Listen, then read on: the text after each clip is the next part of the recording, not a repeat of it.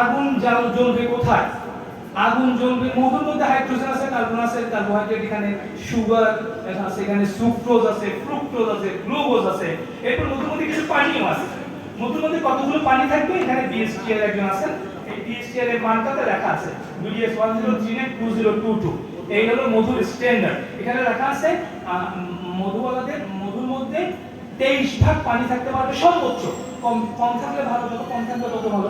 সুন্দরবনের ক্ষেত্রে 25 ভাগ পানি থাকতে হবে।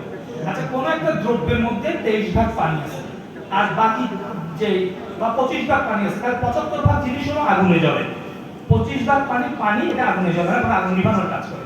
এই জিনিসটা যদি আগুনের উপর দেয় তাহলে কি হবে?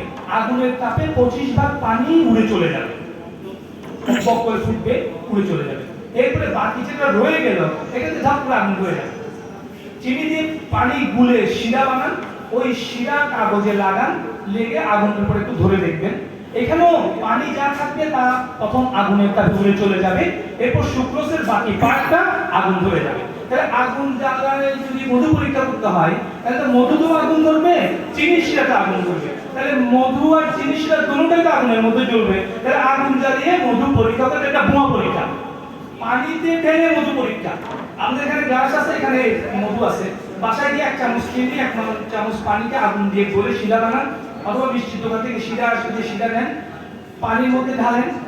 মধুর স্পেসিফিক গ্রেভিটি 1.36। পানির চেয়ে যে কোনো ভারী জিনিস, ঘন জিনিস তো পানির দিকে চলে যাবে। যদি বেশি ঘন হয় তাহলে সে সুন্দরভাবে ড্রপ আকারে যাবে, আর যদি একটু কম ঘন হয় তাহলে পানিতে পড়ে বাড়ি খেয়ে সে একটু ভেঙে গিয়ে তারপর নিচের দিকে যাবে। নাড়াচাড়া করলে আস্তে আস্তে একসময় মিশে যাবে। তাহলে পানিতে ঢেলে চিনির শিরা আর মধুকে আলাদা করার কোনো সুযোগ নাই। নখের উপর ঘন কোনো জিনিস রাখলে সে পড়বে না, টলটলে পাতলা জিনিস রাখলে পড়ে যাবে। তো এগুলো কোনোটাই আসলে শুদ্ধ পরীক্ষা না। সাধারণ মানুষ মধু চেনার পদ্ধতি একটাই, মধুর যে বিভিন্নতা, বিভিন্ন কালার, বিভিন্ন টেস্ট, বিভিন্ন ঘ্রাণ। আমরা যেরকম 5 রকম মধু বিক্রি করতেছে, প্রত্যেকটা আলাদা ঘ্রাণ আছে, আলাদা কালার আছে। কালারের কথা কোরআনে বলা আছে, মুখতালিফুন আলওয়ানহু বলা আছে, মানে ইনকাল। এইভাবে মধুকে চিনতে হবে। এইসব ভুয়া পরীক্ষা দ্বারা মধুকে চেনা যাবে না। আমার বক্তব্য লম্বা সময় ধরে একটু লম্বা হয়ে গেছে। আমি সবাইকে ধন্যবাদ জানাই। আমাকে যেখানে আমন্ত্রণ জানিয়েছে এটাতে আমি খুশি, এটাতেই আমি খুশি। আমি একটা কথা বলি যে এত মধু মধু করেন কেন? আমার বন্ধুরা বলে আপনারা সবসময় তো মধু মধু করেন। আমি বলছি আসলে মধু মধু কেন করি জানেন? আমরা যদি একবার মধু মধু করি, বাংলাদেশের কোথাও না কোথাও কিছু মধু বিক্রি হয়ে যাবে। সেই জন্য আমরা মধু মধু করি।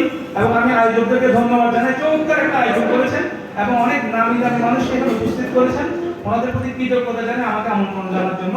এবং ওনাদের যে ভীষণ এটার উপর, এবং ওনাদের প্রমিস, যে প্রতিজ্ঞা, এটার উপর যেন আমি তোমরা থাকতে পারেন, আমি এই কামনা করি। সবাইকে ধন্যবাদ।